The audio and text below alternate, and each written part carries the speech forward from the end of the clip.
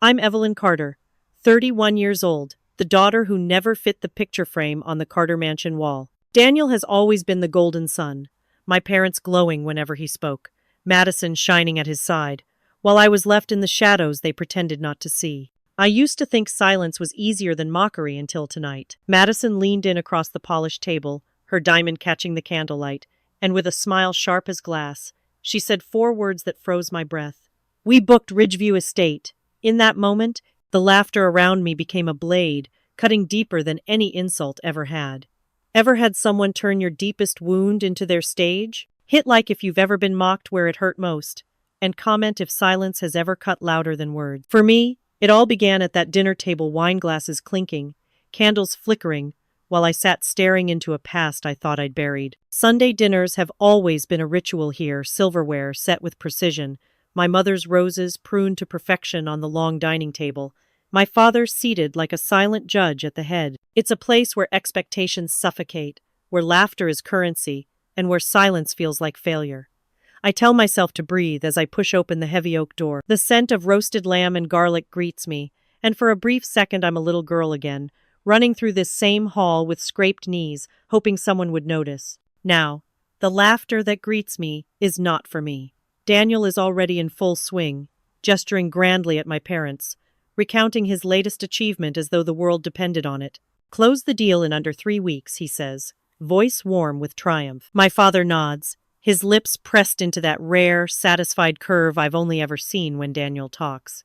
My mother's eyes sparkle, the way they never do when I open my mouth. Madison, his fiancée, leans into him, her manicured fingers curling around his sleeve like she owns not just his arm, but the entire room. She's radiant in her polished way, every laugh calculated, every compliment a little dagger wrapped in silk.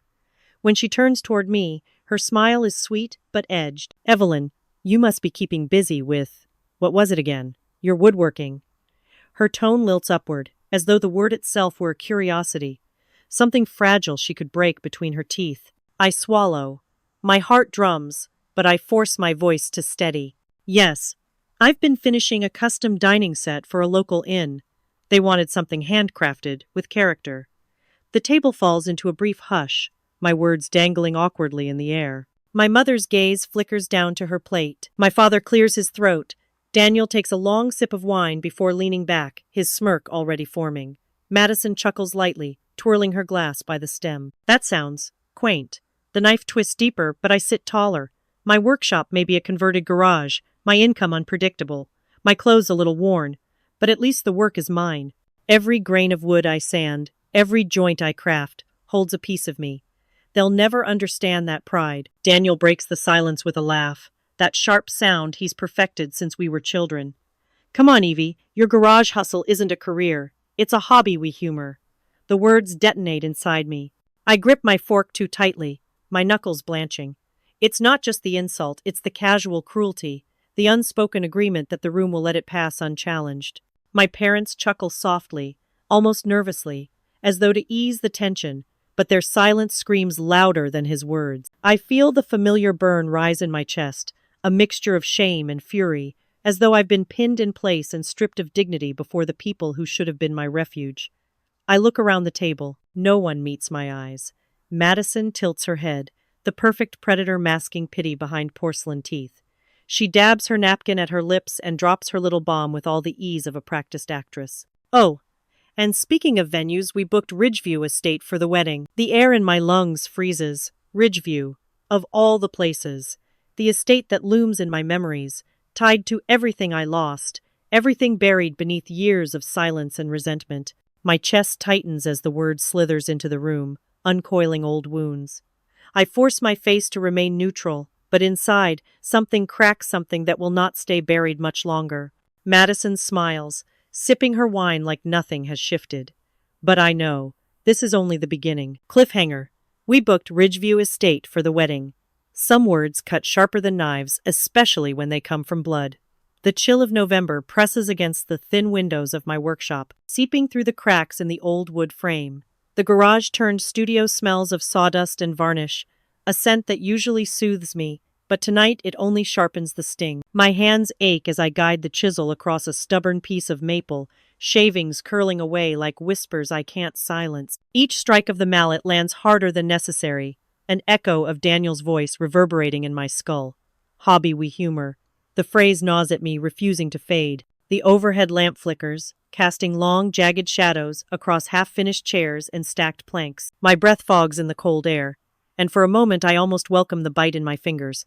At least the pain is honest. I pause, flexing stiff joints, and my eyes fall on a small carving tucked against the back wall, a spruce tree, its base scarred from years of moving from one shelf to another. A memory rises unbidden, warm and bitter at once. Nathan's laugh, deep and unguarded, as he pushed a sapling into Ridgeview's soil. His palms covered in dirt, eyes glinting with the certainty of someone who believed in roots, in permanence.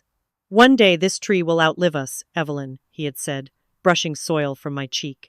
I'd believed him then. Believed in the promise of Ridgeview as ours, a place no one could tarnish. But promises rot, and roots wither when betrayal cuts them at the stem.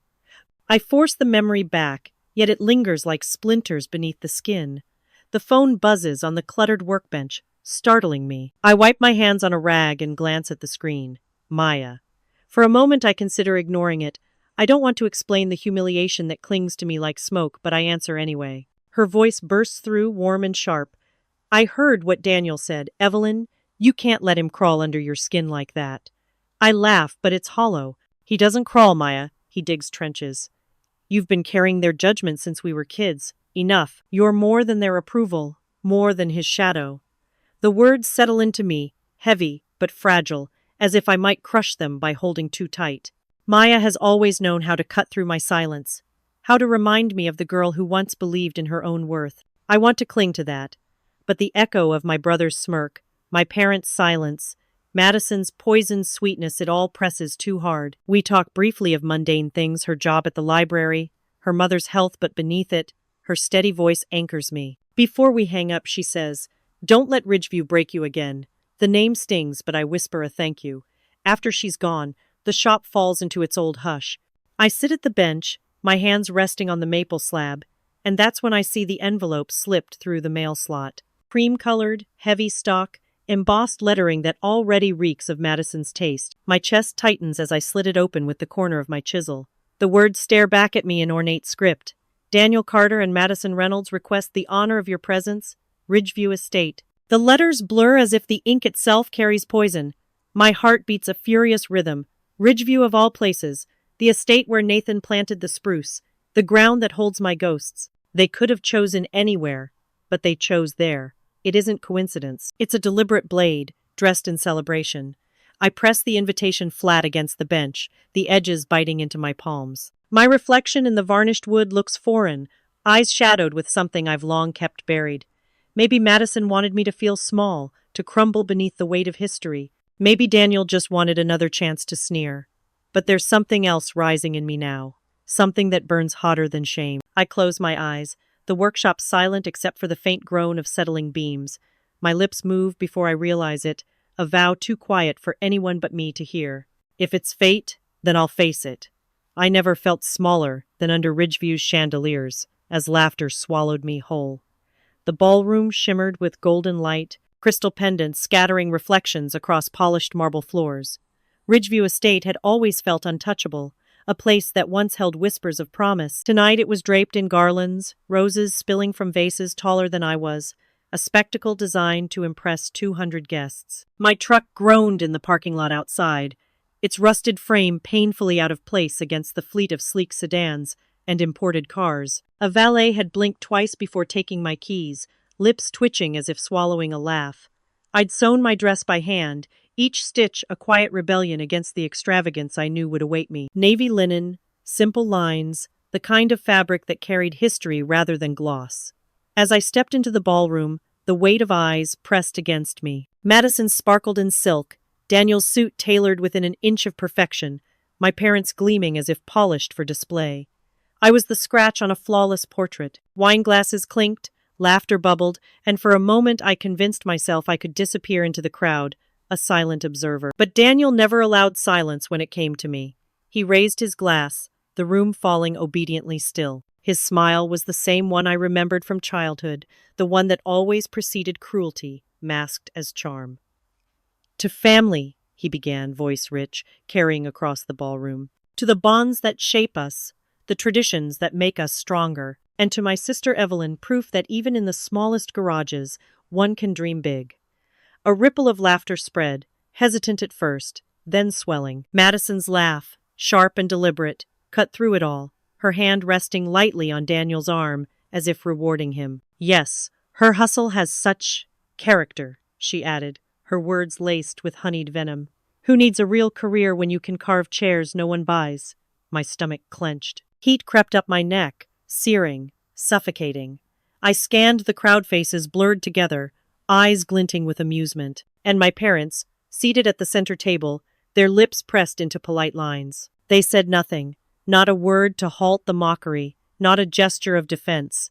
Their silence roared louder than the laughter. The chandeliers above glittered mercilessly, each crystal a reminder of how small I was in their world.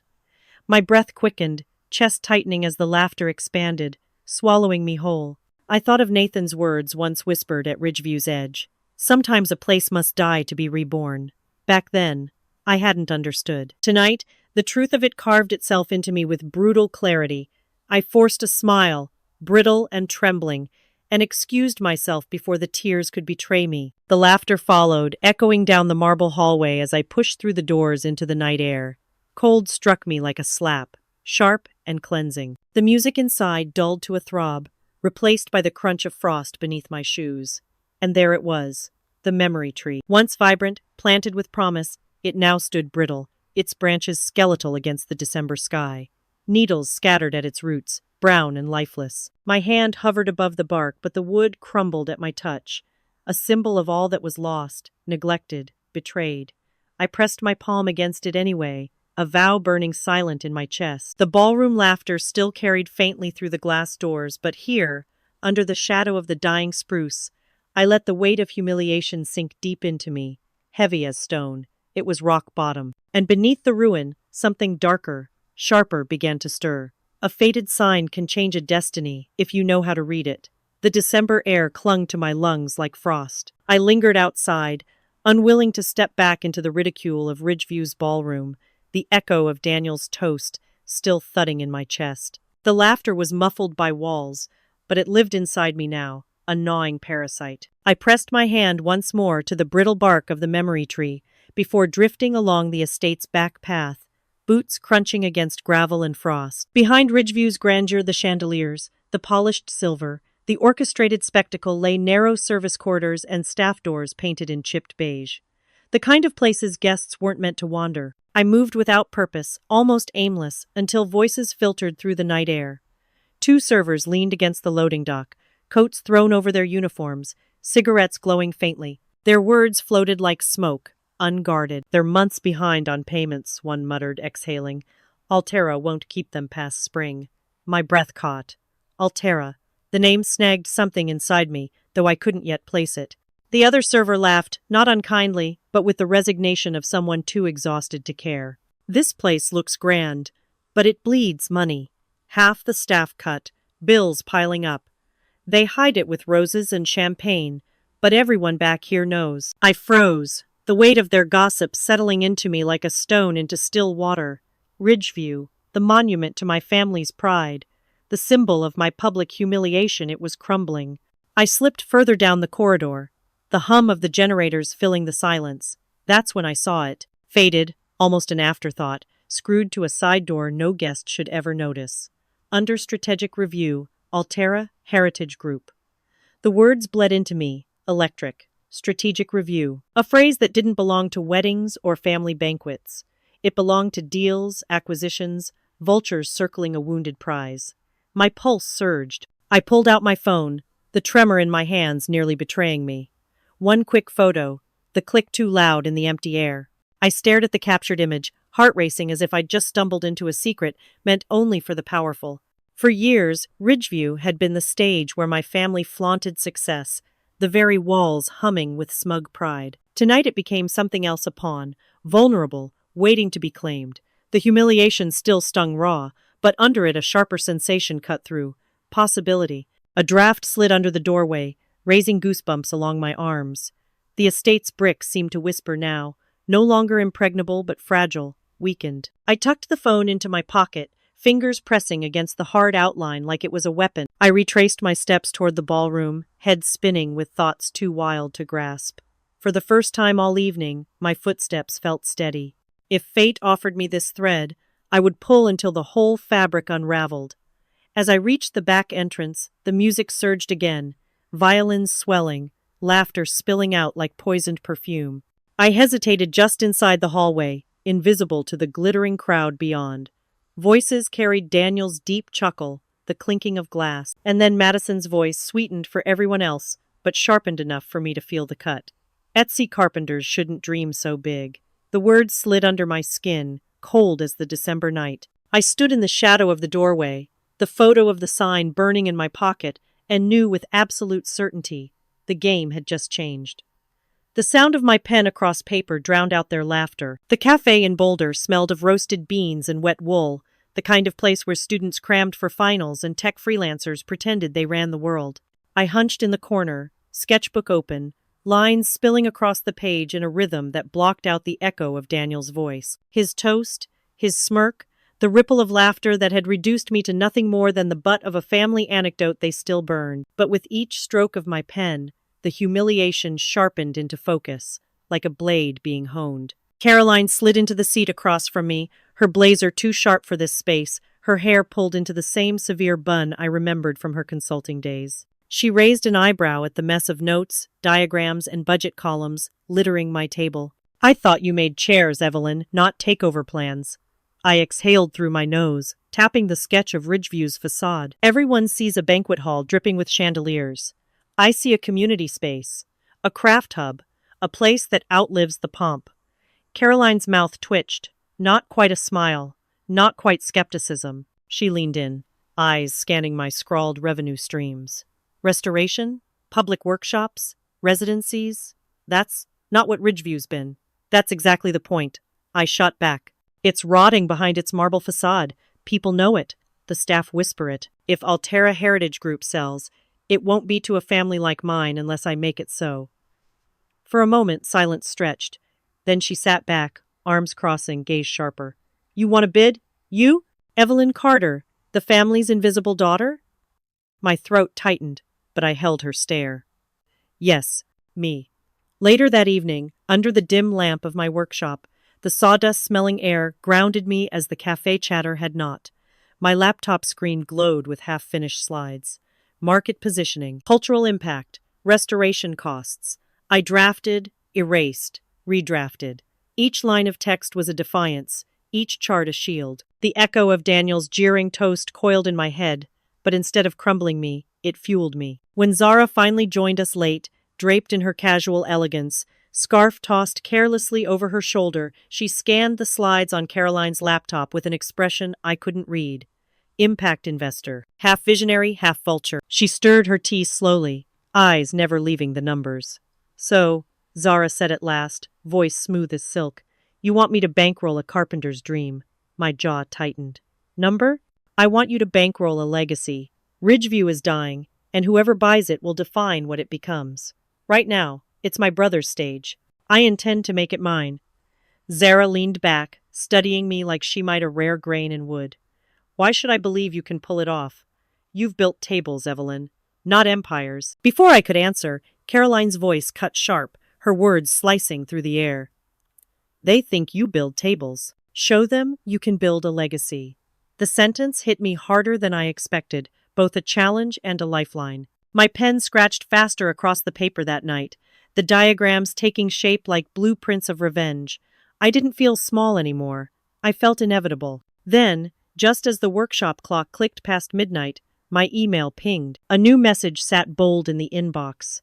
Its sender enough to still my hand. Richard Hayes. I clicked it open, heart hammering. Madison's father. The man whose name opened doors in Denver politics, whose company's shadow touched everything from railroads to real estate. His subject line was cold, efficient. Notice of intent to acquire Ridgeview Estate, Altera Heritage Group portfolio.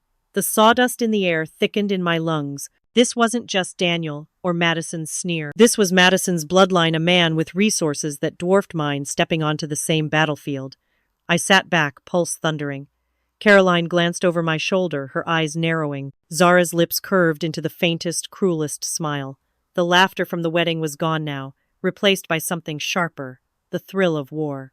If they wanted polished suits and hollow promises, they weren't going to get it from me. The glass walls of Altera Heritage Group's Denver headquarters shimmered with the January sun, reflecting a skyline that felt like it had no place for people like me. Inside, the conference room was sleek, metallic, and cold, its table long enough to host a dinner for 30, its chairs high-backed and intimidating. I sat near the end, my hands folded over a leather-bound folder that had cost me more than I wanted to admit. Caroline adjusted her blazer at my side, every movement crisp, a counterbalance to my trembling fingers. Zara leaned back with her usual nonchalance, one stiletto dangling from her heel, eyes half-lidded but watchful. Caroline had told me the night before, "Build a legacy, not just a plan." Those words hummed in my veins now, steadying me. I wasn't here to sell dreams. I was here to claim one. Across the table, Dylan Hale, Altera's director, regarded me with a look that belonged more to a surgeon than a businessman, clinical and detached. His suit was cut with the precision of a scalpel, his silver tie pinned with a crest of the Heritage Group. When he finally spoke, his voice was smooth but edged, like glass. "Miss Carter, I've read your materials. Convince me why Ridgeview should be anything more than a line item to offload." I rose to my feet, heart pounding as the screen behind me lit with my slides. The first image. Ridgeview's facade, grand yet faded, chandeliers dim, gardens overrun, because Ridgeview is more than a banquet hall. It's the spine of Ridgeview's history. It's where families celebrated, where the community gathered. And now it's dying. My voice shook, but I pressed on. "You can sell it to the highest bidder who'll gut it into condos. Or," I clicked to the next slide, my sketch of Ridgeview reborn. "Or you can give it to someone who sees it not as marble and chandeliers, but as roots. Roots that can grow into something lasting." For a moment, silence. My throat was dry. Then Dylan leaned forward, his fingers steepled. "And who funds this noble crusade? Sentiment doesn't pay invoices." Zara shifted in her chair, watching me, as if to see if I would crumble. Caroline's gaze burned into me. Silent support. I tightened my grip on the remote and forced my voice steady. "Funding comes from a hybrid model: private investment, community partnerships, and a cultural grant already pre-qualified for historic preservation. Ridgeview can be profitable while staying authentic." I could see Dylan's skepticism, the twitch at the corner of his mouth. "You want to host workshops? Artisan residencies? Farmers markets?" His tone dripped with doubt, yet his pen tapped slowly on the table as he scanned my projection graphs. "Not want," I corrected him, leaning forward. "Will, it's already mapped. What Ridgeview becomes under me isn't a banquet hall. It's a cornerstone, a legacy." The word hung in the room, heavy as iron. Dylan's pen stilled. Zara noticed her eyes flick to me, then back to him. The smallest pause, but it was there. He wasn't unmoved. Finally, Dylan leaned back in his chair, exhaling through his nose. "Your vision is bold, but bold doesn't pay invoices." The words landed like a gavel, but I caught a flicker in his expression, a faint curiosity, almost respect. I gathered my papers as the meeting closed, pulse racing. I'd survived, maybe even planted something. Caroline gave me the slightest nod, Zara the faintest smirk. It wasn't victory, but it wasn't dismissal either. Then, as I walked out into the glass atrium, my triumph froze in my throat. Through the revolving doors, Richard Hayes stepped inside. Tall, immaculately tailored, his presence pulled the air from the room like a vacuum. Madison's father, my rival, and he was here for Ridgeview. "The devil doesn't hide in shadows sometimes," he shakes your hand with a smile. The lobby of Altera's Denver Tower gleamed under recessed lighting, marble floors polished to a mirror. I'd barely stepped away from the conference room when I saw him, Richard Hayes, cutting through the revolving doors like he owned the air that carried him. He spotted me before I could look away. His stride was unhurried, confident, his hand extending with a geniality that chilled me more than any sneer could. "Evelyn Carter," he said smoothly. His voice dipped in warmth that didn't reach his eyes. His grip was firm, the kind that communicated control, not courtesy. "I've heard about your presentation." My spine stiffened. "Already?" He smiled wider, predator cloaked in silk. "Word travels fast when the future of Ridgeview is at stake. You should be proud you've managed to make them listen. Not easy in that room." His gaze flicked over me, assessing, filing me into categories. But let's not mistake attention for possibility. The implication was clear. He stepped closer, lowering his voice just enough that only I could hear. The Hayes Group has reached that spans beyond one estate. Developers, financiers, lawmakers, allies who understand value. Ridgeview doesn't need an artisan's dream. It needs strategy, infrastructure, money. And we have all three. The marble beneath my boots suddenly felt like ice. Still, I forced a smile. Maybe Ridgeview doesn't need to be just another line on your balance sheet. His laughter was soft, indulgent. Careful, Miss Carter. Don't confuse sentiment with strategy. I clenched my jaw, pulse hammering. He was dismissing me with velvet gloves, but the blow landed all the same.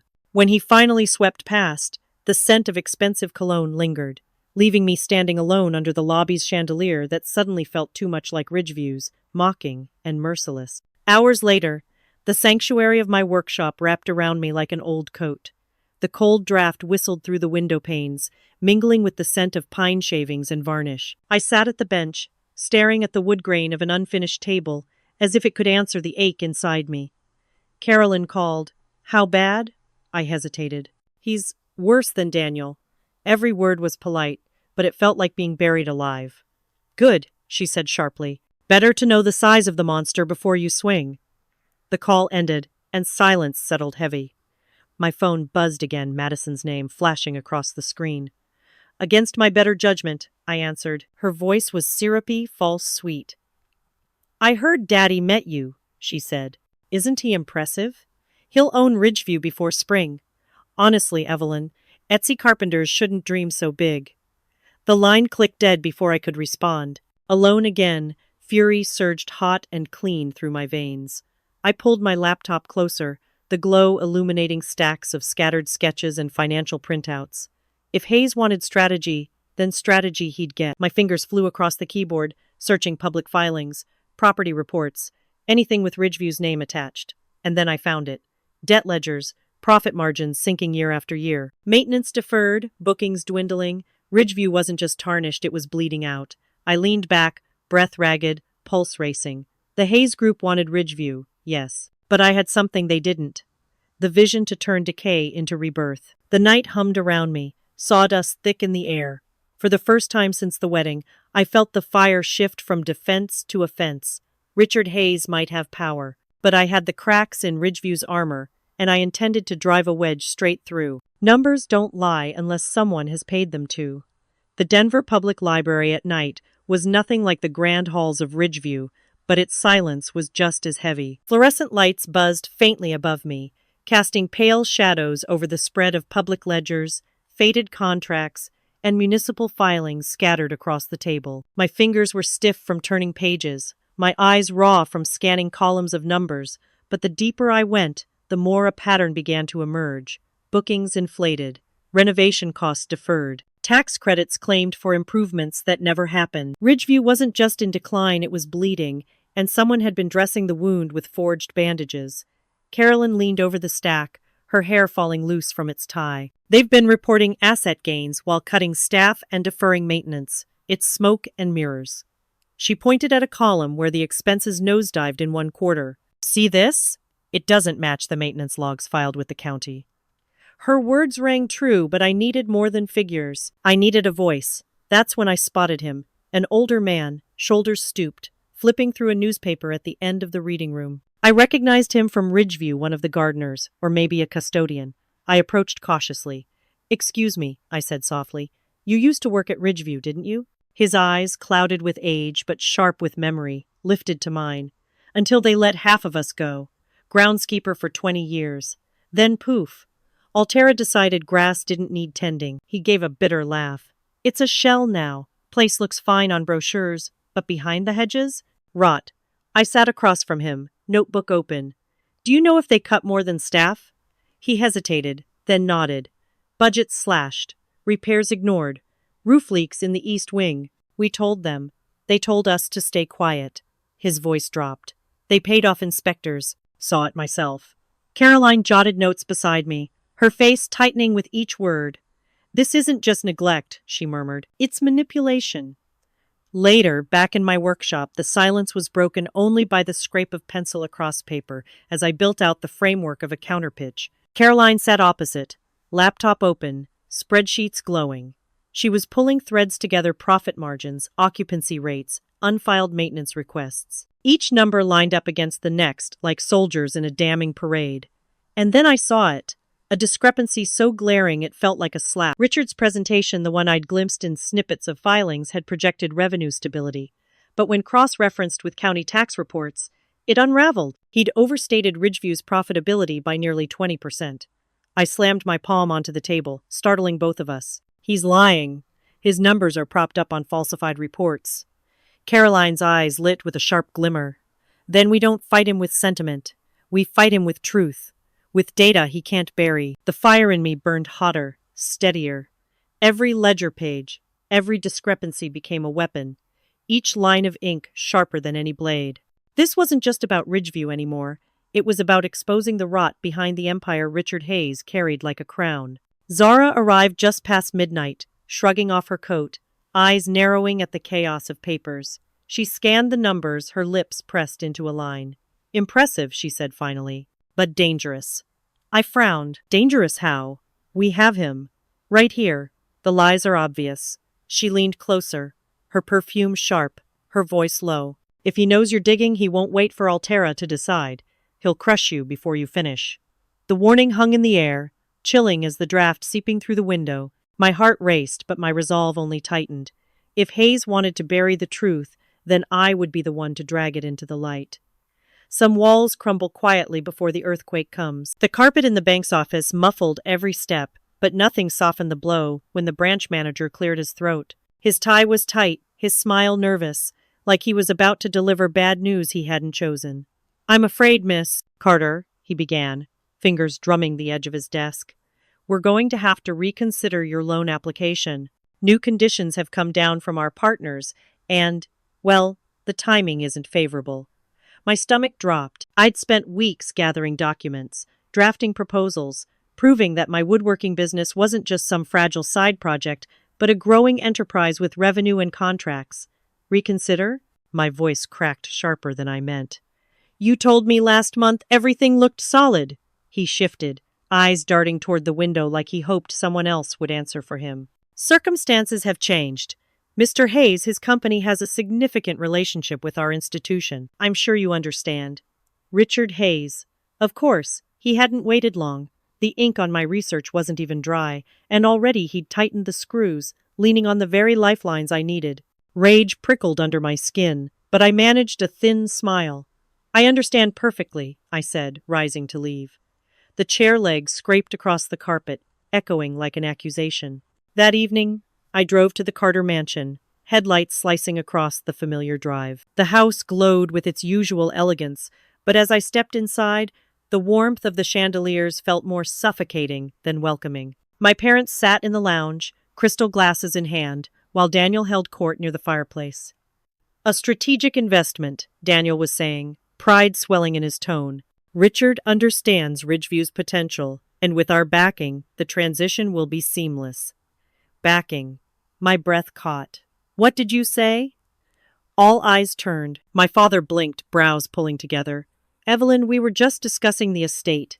Daniel and Richard are moving forward with financing. It's the sensible course." Ice spread through my chest. "You funded him? Without even speaking to me?" Daniel smirked, leaning back in his chair like a king indulging a jester. "You? Come on, Evie. This isn't about pine tables and sentimental speeches. This is business. Real business. And Richard knows how to win." My mother's lips pressed thin, her silence as loud as any laugh. My father looked away, whiskey swirling in his glass. Betrayal hung thicker than the cigar smoke curling from Daniel's fingers. "You never asked," I said, voice trembling. "You never even considered me." Daniel rose, closing the distance, his presence towering. "Because you'll never sit at this table as an equal." His words cut deeper than any financial loss could. He didn't just doubt me, he erased me. Heat surged behind my eyes. I turned toward the bar cart, fingers brushing the cool rim of my father's abandoned glass. The whiskey burned against my palm as I gripped it tight, as if the weight alone could ground me against the storm raging inside. If I couldn't sit at their table, Then I'd build my own. Stronger, sturdier, one they could never topple. Desperation can burn, but in me it forged steel. The snow outside Zara's Denver loft glowed orange under the city's street lamps, but inside, the warmth hummed from the sleek gas fireplace and the low buzz of Zara's espresso machine. The table between us was littered with papers, highlighted spreadsheets, and my laptop, its screen glowing with the draft of a presentation that felt like both a lifeline and a battlefield map. "Start again," Zara said, her tone clipped but softer than it had been weeks ago. She leaned back in her minimalist white chair, eyes sharp behind her glasses. Carolyn sat cross-legged on the sofa, watching me with a strategist's calm, a notepad balanced on her knee. I swallowed, straightened my shoulders, and launched into the heart of it. Ridgeview isn't just a venue. It's a community landmark that's been mismanaged into decline. Staff cuts, neglected upkeep, inflated accounts, the numbers speak for themselves. I tapped the slide that showed the discrepancies Caroline and I had unearthed. But numbers don't tell the whole story. People do. Ridgeview has history, memory. That's what Hayes can't fabricate. Zara's brow arched, but she didn't interrupt. Instead, her hand brushed across the pages, scanning the comparative charts. When I finished, silence hung for a beat too long. Finally, Zara's lips curved faintly. "Better. Still raw, but better. The fires there now prove it can light a room, not burn it down." Her words didn't sting like they might have weeks ago. They stoked something. I nodded, jotting notes, already reshaping sentences in my head. Caroline leaned forward, voice low, but firm. "Remember my line, Ev. This isn't just about revenge. Show them you can build a legacy. If you go in just to torch Hayes, you'll lose. Go in to raise Ridgeview from ashes, and you'll win." Her words sank deeper than I let on. I stayed at the loft until midnight, voice hoarse from repeating the pitch. Each time, I smoothed an edge, balanced data with story, trimmed fat until only muscle remained. Zara even cracked a smile once when I nailed the closing slide. Later, in my workshop, the sawdust-scented air felt like home, even with the cold seeping through the cracks. I spread the papers across my workbench, my laptop casting shadows against the wood. The Ridgeview logo glared back at me from the corner of the deck. For a long moment, I just stared at it, pulse steady, chest tight. "You humiliated me here," I whispered into the silence. My fingers curled against the edge of the table, nails biting wood. "Now I'll own you." The screen blinked, an email notification sliding into view. My heart kicked. Dylan Hale's name. I clicked. "Final presentation scheduled," the subject read. My breath caught as the body appeared, each word striking like a bell. "Prepare to compete, head to head." The air in Altera's boardroom felt heavier than Ridgeview's chandeliers the night they laughed at me. March sunlight spilled through the glass walls of Altera's Denver headquarters, but inside, the conference room seemed too polished, too cold, a stage dressed in marble and chrome. I sat at the far end of the oval table, hands folded over the folder that held everything I had bled for. Across from me, Richard Hayes adjusted his cufflinks, silver catching the light, his smirk carved as if he owned not just this room but me. Executives lined both sides of the table, their faces carved masks of neutrality. Dylan Hale presided at the head, calm but watchful, his fingers tapping lightly against a Mont Blanc pen. Beside me, Caroline scribbled last-minute notes, while Zara crossed one leg over the other, her gaze sharp, betraying nothing. Richard rose first. His voice filled the room like a salesman's hymn, smooth and deliberate. Slides flickered behind him, Ridgeview bathed in golden light. "Under Hayes Group's guidance," he intoned, "Ridgeview will transcend its regional irrelevance. We'll reposition it as a luxury resort for the elite weddings, corporate retreats, exclusive membership tiers. Think Aspen. Think Vale. Think profit." He spoke in numbers, inflated projections dressed in expensive fonts, upward arrows shooting skyward. Executives nodded, some with genuine interest, others with the subtle resignation of men too familiar with money dictating outcomes. I clenched my jaw, memory flashing of champagne glasses clinking at Daniel's wedding, laughter rippling through chandeliers as they mocked me. Never again, I told myself. Not here, not now. When Richard concluded, his bow almost theatrical, Dylan nodded. "Thank you, Mr. Hayes. Miss Carter, the floor is yours." I stood, legs steady, though my pulse drummed. My first slide appeared Ridgeview as it was, not gilded by fantasy, but raw and honest. Its neglected gardens, its cracked stone steps, the brittle memory tree leaning in the wind. Ridgeview is not a playground for the elite, I began, voice steady. It's a cornerstone of this community. Generations celebrated here weddings, anniversaries, funerals, milestones. Under Altera's stewardship, it's become a shadow of itself. That decline isn't just financial, it's cultural. I clicked forward, revealing records Caroline and I had pulled graphs of dwindling bookings, staff layoffs, guest complaints. Murmurs broke out among the executives. My plan isn't about stripping Ridgeview for profit, I pressed on. It's about restoration. A profitable model rooted in sustainability, affordable events, community programs, partnerships with local artisans, renewable practices. Ridgeview can thrive again, not as a hollow luxury brand, but as a living legacy. Richard chuckled under his breath, loud enough for the room. Idealism doesn't keep the lights on. I turned sharply, eyes locking his. Neither do lies. A ripple spread across the table. Dylan raised a brow, interested now, leaning in. I clicked to the next slide, the ledger pages we'd uncovered. Ridgeview's declining revenue, year over year, laid bare against Richard's glowing projections. Here's the truth, I said, voice tightening. For all the polish, Ridgeview is bleeding under Hayes Group's promises. Inflate numbers all you like, the decline is undeniable. Gasps, muffled whispers. An executive in gray leaned toward Dylan, gesturing at the screen. For a moment, the silence roared. Then Richard leaned back in his chair, lips curling into something darker. His eyes bored into mine, stripped of charm. He leaned close enough that only I could hear the words meant to poison. You don't know the war you've started. Monsters roar the loudest when cornered. The words echoed in my head as the storm of Richard's counterstrike began. My workshop, usually a sanctuary of cedar and pine, felt invaded by invisible claws. One by one, the blows landed. First came the call from a supplier in Denver, his voice tight with apology. Evelyn, I can't risk it. Hayes Group reached out. If I keep working with you, they'll pull contracts worth 10 times your business. I hope you understand. The line clicked dead before I could reply. The next morning, whispers rippled through Ridgeview's grounds like smoke. Two of the servers I'd spoken to, the ones who had hinted at Altera's neglect, suddenly avoided me. By noon, a rumor spread across town that I had exaggerated Ridgeview's debts, that my evidence was fabricated. I caught the wary eyes of cafe patrons in Denver, voices lowered but sharp. She's out of her depth. A garage carpenter trying to play mogul. Their laughter cut worse than Daniel's toast had. Zara met me in a corner booth, her eyes scanning the room as though Richard himself might be listening. He's moving fast, she said. He's bribed staff, poisoned suppliers, planted whispers.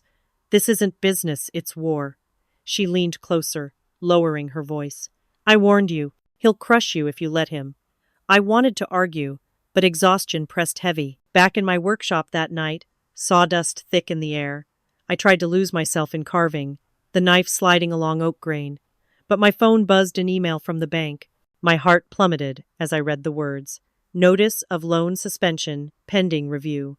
Cold spread through me faster than the winter draft seeping under the door. It was Richard's hand, choking me from a distance. Without that funding, my plan was ash. I dropped into the old chair, head in my hands, anger burning through my veins. He had money, power, reach, but I had something he would never understand. The next day I drove back to Ridgeview, alone. Snow crunched under my boots as I wandered to the memory tree, its branches skeletal against the slate sky. I reached up, fingers closing around a brittle limb, rough bark breaking under my touch. They all think I'll snap, I whispered, breath trembling in the cold. But you've stood through storms, through decades of neglect. And so will I. The wind rattled the branches like a vow being spoken back to me, a promise forged in resilience rather than wealth. I pressed my forehead to the trunk, closing my eyes against the ache in my chest. He could strip my allies, choke my funds, poison my name, but he couldn't erase the fire he had lit inside me. Somewhere deep in my bones, I knew, the war wasn't over. It had only just begun. Sometimes the right voice returns when silence feels unbearable. I thought I had exhausted every reserve of strength. After Richard's assault on my name, my funding, my credibility, I found myself wandering Ridgeview's garden like a ghost. The once proud hedges stood ragged, the fountains dry and cracked. Winter was giving way to spring, yet Ridgeview still looked like it was choking on its past. I pressed a hand against the memory tree's bark, its brittle skin splintering under my touch. For the first time, I felt the urge to let go. Then I heard it. That voice, warm, familiar, carrying the cadence of years I had tried to bury. Evelyn. I turned sharply, breath caught in my chest. Nathan stood there, older, broader in the shoulders, yet his eyes still carried the same steady kindness I remembered from when we were children. He had once planted the very tree I leaned on, his hands digging into the Ridgeview soil with mine beside him. Now, he brushed dirt from his jeans, as though he had just walked out of the earth itself. I heard whispers in Oregon, he said, stepping closer. That Evelyn Carter was taking on giants. I had to see for myself. I laughed, brittle and tired. You came all this way just to watch me drown? He shook his head, gaze unwavering. Number. To remind you that you don't sink. You carve beauty out of broken wood. You always have. The words struck me harder than any insult Daniel or Madison had ever thrown. In that moment, all the splinters of memory, the nights carving scraps into gifts, the sapling we planted together, the promises whispered under Ridgeview's chandeliers converged into a single ache of belonging I thought I'd lost. Zara and Caroline arrived later that afternoon, carrying boxes of soil and tools. If we're going to fight for this place, Sarah said, wiping her brow, we should start by showing what renewal looks like. She gestured at the bare patches of earth circling the memory tree. Plant something that can outlive their greed. Nathan knelt first, placing a sapling into the ground. His hands moved with the same care I remembered, the same reverence. I followed, pressing soil over roots, feeling its cold grit stain my palms. Caroline joined us, quiet for once, letting the work speak louder than strategy. The garden, neglected and forgotten, slowly filled with the rhythm of life returning. By the time dusk fell, several saplings stood in a ragged circle around the old spruce, like sentinels keeping vigil. I leaned back, sweat and dirt streaking my face, but a different kind of fire burned inside me. Ridgeview wasn't just a battlefield, it was possibility. It was a chance to carve renewal into stone, to prove that Carter blood could mean resilience, not cruelty. Nathan rose beside me, wiping soil from his hands. His eyes met mine, steady, certain, cutting through every doubt Richard had sown. Then show them what Carter blood really means. Every humiliation, every laugh, every silence had brought me to this room. The glass walls of Altera's headquarters gleamed like judgment itself, sunlight pouring in, as though determined to expose every lie, every mask. I sat at the end of the long oak table, Ridgeview's fate balanced on the edge of polished paper, and rehearsed words. My heart pounded, but my hands were steady. Daniel's mocking toast from that wedding still hissed in the back of my mind, a scar turned steel. Your garage hustle isn't a career. Tonight, I would answer it. Richard Hayes stood with his effortless charm, the smile of a man who believed wealth was armor enough. His voice filled the boardroom, smooth, commanding. He spread glossy charts across the table, projections that glittered with impossible growth, numbers scrubbed clean of their rot. Under Hayes Group's stewardship, he declared, Ridgeview will thrive. Our track record speaks for itself. Executives leaned forward, pens scratching notes, nods flickering. For a moment, the weight of his empire seemed unshakable. I glanced at Zara and Caroline. Their eyes urged me forward. I rose. Excuse me, I said, voice cutting through the hum. But some numbers don't tell the truth unless you know how to read them. The room turned. I slid my own binder across the polished wood, pages bristling with highlighted discrepancies, testimonies, and photographs. Ridgeview's revenue has been declining under Altera. Staff cuts, maintenance neglected, cultural programs dissolved. Richard's reports omit this, but public filings don't. Gasps, scattered like sparks. Dylan Hale, seated at the head, flipped through the documents with sharp eyes. Is this accurate? He asked, voice slicing the silence. Richard laughed too quickly. She's misinformed. Desperate. But I didn't stop. I laid out testimonies from the groundskeeper, invoices that proved inflated expenses, photographs of Ridgeview's crumbling infrastructure. Ridgeview doesn't need more exploitation, I said, my voice steady. It needs renewal. It needs a future built on legacy, not illusion. Sweat gathered on Richard's brow, his practiced calm faltering. One executive asked, Mr. Hayes, why were these figures excluded from your reports? Another pressed. Why does her data contradict yours so completely? His voice rose, brittle at the edges. This is irrelevant. No, Dylan cut him off. His hand struck the table, and the boardroom froze. His gaze moved from Richard to me, then back. At last his words landed like a gavel. Altera rejects Hayes Group. Ridgeview will be entrusted to Evelyn Carter. For a heartbeat, silence reigned. I felt it, the echo of years of dismissal, betrayal, cruelty collapse under the weight of vindication. Richard's chair scraped hard against the floor. His face, usually polished marble, twisted with venom. He leaned toward me as he gathered his papers, voice a venomous whisper meant for me alone. This isn't over. And then he stormed out, the echo of his footsteps leaving a scar across the room. When I walked back into Ridgeview, I wasn't the girl they mocked. I was its owner. The summer air carried a sweetness I had almost forgotten, the scent of pine and earth mixing with the faint polish of fresh paint. Ridgeview no longer wore the mask of faded grandeur. It breathed again, alive with music, laughter, and the hum of possibility. The chandeliers still hung above the ballroom, but tonight they did not loom as weapons of humiliation. They glowed warmly, a crown above a home reborn. I stepped through the wide archway, as guests turned, clapping, welcoming. Beneath the new nameplate etched in bronze, willow, and stone, I saw reflections of all the nights I'd spent bleeding into plans, carving visions out of exhaustion. Every laugh that once tore me down had been melted into the mortar of these walls. Tonight, those same walls carried only my name. The memory tree stood at the center of the restored garden, its brittle branches cut back, new saplings planted at its feet. Fairy lights twined up its trunk like veins of hope. Guests gathered around it, glasses raised. Nathan stood nearby, steady as ever, his quiet smile rooting me deeper than any applause. Caroline and Zara flanked me, partners not only in this victory but in every late-night storm I'd weathered. My parents were there too. My father, usually composed, leaned close as the crowd dispersed for the ribbon cutting. His voice was rough, words barely carried past his lips. I was wrong, he whispered. His eyes didn't quite meet mine, but the crack in his pride was visible. It was enough. Daniel hovered at the edge, shoulders tight, his fiancée nowhere in sight. He avoided me, eyes fixed on the gravel path, as though every stone condemned him.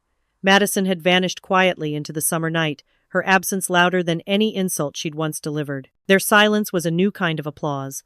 I raised the scissors, cut the ribbon, and the crowd erupted. Inside, the rooms glowed with fresh life. A gallery of local artisans, a cafe where neighbors lingered, workshops where hands would craft, not mock. Ridgeview was no longer a monument to family pride or corruption. It was a promise reborn. Later, as twilight deepened, Nathan joined me under the memory tree. You've carved beauty from broken wood again, he said softly. The same words he'd once given me in a darker time. This time, they felt like prophecy fulfilled. Then my phone buzzed. A new message. No sender name, only a file. I pressed play. The screen lit up with Daniel's face from that night under Ridgeview's chandeliers, his voice slurred with wine, words dripping contempt. Your garage hustle isn't a career, it's a joke. Laughter roared behind him, the echo of my parents' silence cutting sharper than knives. But tonight, I wasn't their victim. I wasn't their shadow. I uploaded the clip, hands steady, captioning it with words that burned brighter than revenge. Cheap hustles build empires. The post went live. The room around me stirred with renewed laughter, not mocking, but joyful, proud. The sound of justice landing, late but certain. And beneath Ridgeview's lights, with the memory tree standing whole again, I finally felt what success was supposed to mean. Not pride in someone else's eyes, but strength in my own. The long struggle closed with Ridgeview standing not as a monument to arrogance, but as proof that dignity can be rebuilt from ashes. Justice did not come swiftly, but when it arrived, it exposed every lie, every silence, and turned them into stepping stones of triumph. When injustice is met with unwavering courage, the final verdict echoes far beyond the boardroom walls, shaping lives for years to come. No wall of lies can stand forever against the tide of truth. Like, share, subscribe, and leave your thoughts on this story below. Comment 1 if you felt the justice, or 2 if you're left wanting more.